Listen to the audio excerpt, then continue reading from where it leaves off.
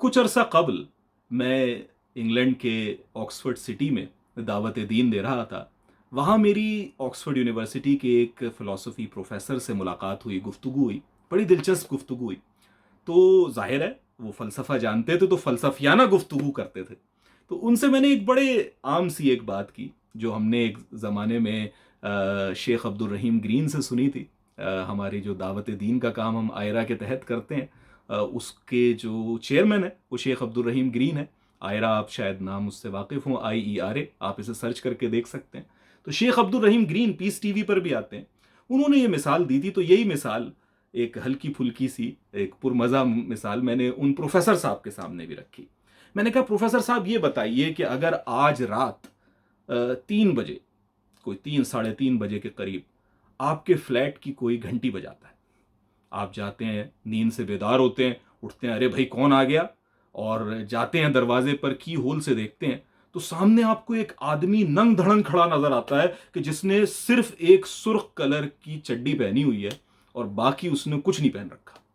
ٹھیک ہے، سرخ نیکر میں، سرخ چڈے میں ایک شخص کھڑا ہے، کچھ نہیں پہن رکھا، اور وہ باہر کھڑا ہے دروازے سے. آپ پوچھتے ہیں کہ کون ہے بھائی، ہو از اٹ؟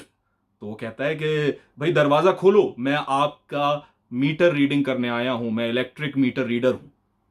تو میں نے کہا پروفیسر صاحب کیا آپ اس کے لیے دروازہ کھول دیں گے؟ کہنے لگے کہ نہیں، میں تو کبھی بھی نہ کھولوں اس کے لیے دروازہ. میں نے کہا کیوں؟ بھائی وہ کہہ رہا ہے میں الیکٹرک ریڈنگ لینے آیا ہوں تو دروازہ کھول دیں آپ اس کے لیے. کہنے لگے نہیں یار، یہ تو بالکل ہی جو ہے نا وہ کامن سینس کے خلاف بات ہے کہ ایک شخص رات کے 3 بجے آیا ہے، یہ تو کوئی وقت ہی نہیں ہے آنے کا.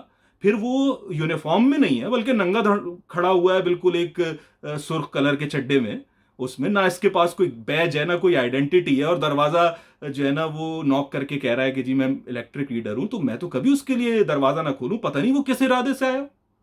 تو میں نے کہا بالکل ٹھیک کہا آپ نے. یہ جو آپ نے فیصلہ کیا کہ اس کے لیے آپ دروازہ نہیں کھولیں گے، یہ کس بنیاد پہ کیا؟ ٹھیک ہے، یہ کامن سینس ہے. ہم زندگی کے اکثر فیصلے جو کرتے ہیں وہ اسی کامن سینس کی بنیاد پر کرتے ہیں. لیکن بعض فلسفیانہ اذہان، بالخصوص جیسے وہ پروفیسر صاحب تھے، یہ ایسے ہوتے ہیں کہ جو فلسفے گھڑتے ہیں مشکل سے مشکل، یعنی اپنی زندگی کے تمام تر فیصلے وہ اسی کامن سینس کی بنیاد پر کر رہے ہوتے ہیں. لیکن جب بات آتی ہے خدا کو تسلیم کرنے کی یا اس کی بتائی ہوئی تعلیمات پر چلنے کی، تو وہاں پر طرح طرح کے فلسفے گھڑنا شروع ہو جاتے ہیں.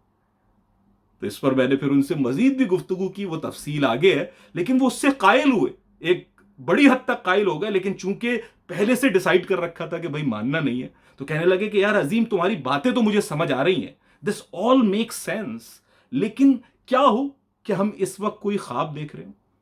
یعنی یہ بھی تو ہو سکتا ہے کہ بھائی جب جیسے خواب میں آپ کو ہر چیز ریئل نظر آتی ہے، خواب میں آپ کو نہیں پتا چلتا کہ میں خواب دیکھ رہا ہوں، آپ اس خواب کو ہی حقیقت سمجھتے ہیں. تو کیا پتا میں اس وقت خواب دیکھ رہا ہوں، تم خواب میں مجھ سے دعوت دین کی بات کر رہے ہو اور میں تمہیں وہاں جواب دے رہا ہوں. ٹھیک ہے، تو مجھے تو یہ دنیا خواب لگتی ہے. میں نے کہا کہ یہ پروفیسر صاحب یہ تو صرف فرار کا راستہ ہے. یہ وہی بات ہے کہ آپ کامن سینس کے اوپر فیصلہ نہیں کر رہے. آپ نے چونکہ خدا کا انکار کرنا ہے تو آپ نے ایک فلسفہ گھڑ لیا. انسان اس میں ماہر ہے، وہ دوسروں کو بھی بے وقوف بناتا ہے، اور اپنے آپ کو بھی، وہ ہم کراچی کی زبان میں کہتے ہیں ٹوپی پہنانا، اپنے آپ کو بھی ٹوپی پہنانے میں ماہر ہوتا ہے. ٹھیک ہے، تو آپ بھی جو ہے اس وقت اپنے آپ کو بے وقوف بنا رہے ہیں کہ جی میں ہو سکتا ہے کسی جو ہے نا وہ، جیسے آج کل ایک لوگ یہ کہتے ہیں کہ کیا پتا ہم کسی گیم کے اندر ہوں، ٹھیک ہے، کسی ہم سیمولیشن کے اندر ہوں، اور اس کے اندر نہ ہم کریکٹرز پلے کر رہے ہوں. اور یہ جو صاحب کہہ رہے تھے کہ جیسے ہم خواب دیکھ رہے ہیں، اب اس کا کیا جواب دیا جائے؟ یہ صرف فرار ہے. یعنی اگر میں ان سے کہوں کہ اچھا بھائی اس خواب میں آپ کے کان کے نیچے بجا سکتا ہوں، تو ظاہر ہے اس کے لیے تیار نہیں ہوں گے. لیکن چونکہ انکار کرنا ہے تو اس کے لیے ایک فلسفہ گھڑ رکھا ہے کہ کسی صورت بس انکار کے لیے مجھے جو ہے راستہ مل جائے. اسی کو وہ شاعر نے کہا تھا نا کہ فلسفی کو بحث کے اندر خدا ملتا نہیں، فلسفی کو بحث کے اندر خدا ملتا نہیں، ڈور کو سلجھا رہا ہے پر سرا ملتا نہیں. تو اسی لیے سرا نہیں ملتا کہ جب آپ سامنے کی بات کو تسلیم نہیں کرتے، جب آپ کامن سینس کو نہیں اپناتے اور طرح طرح کے رنگ برنگے فلسفے گھڑنے لگتے ہیں. تو یہ بڑا اہم ہے کہ الہاد میں بھی بعض اوقات آپ کامن سینس نہیں اپنا رہے ہوتے اور بڑے بڑے فلسفوں میں اپنے آپ کو الجھا لیتے ہیں. یہ بھی ایک طریقے کا چسکا، ایک نشہ ہے، ٹھیک ہے، انٹلیکچوئل بننے کا، ریشنل بننے کا. وہ ایک صاحب مجھ سے بلکہ کہنے لگے کہ یار میں آپ سے ڈسکشن کرنا چاہتا ہوں خدا کے بارے میں فلاسفیکل. میں نے کہا جی بالکل کیجیے. بڑے فلاسفر آدمی تھے. تو کہنے لگے لیکن یار میری ایک شرط ہے. میں نے کہا کیا شرط ہے؟ کہہ رہے کہ وہ سگار پینا ہوگا آپ کو میرے ساتھ, میں اس کے بغیر جو ہے نا وہ کر ہی نہیں سکتا فلاسفیکل ڈسکشن. میں نے کہا یار اب اس کے میں کیا جواب دوں, یعنی ایک پرسونا ہے, آپ کو ذرا لگنا چاہیے نا یار, ایک آپ کا سوٹ ہو, آپ کا ذرا چشمہ آپ ٹھیک کرتے ہوئے پھر ایک کش لگا کر آپ بات کریں, تبھی تو آپ علمی ہوں گے, ورنہ تھوڑی آپ کی بات کی اہمیت ہے. تو بعض اوقات یہ چیزیں بھی جو ہے نا آپ کی انٹلیکٹ کو شیڈ آؤٹ کر دیتی ہیں اور آپ کامن سینس کو دیکھنے سے آری ہو جاتے ہیں. اچھا دیکھیے, یہ بات کہ زمین گول ہے ہم سب جانتے ہیں, ہے نا, کہ زمین گول ہے. اب میں خوش ہوں یا میں غمگین ہوں, اس سے یہ حق نہیں بدلے گا کہ زمین گول ہے. ٹھیک ہے, میری کوئی لاٹری نکل آئے یا میں غریب ہو جاؤں, اس سے یہ حق نہیں بدلے گا کہ پانی جو ہے وہ حیات کے لیے یا زندگی کے لیے ضروری ہے.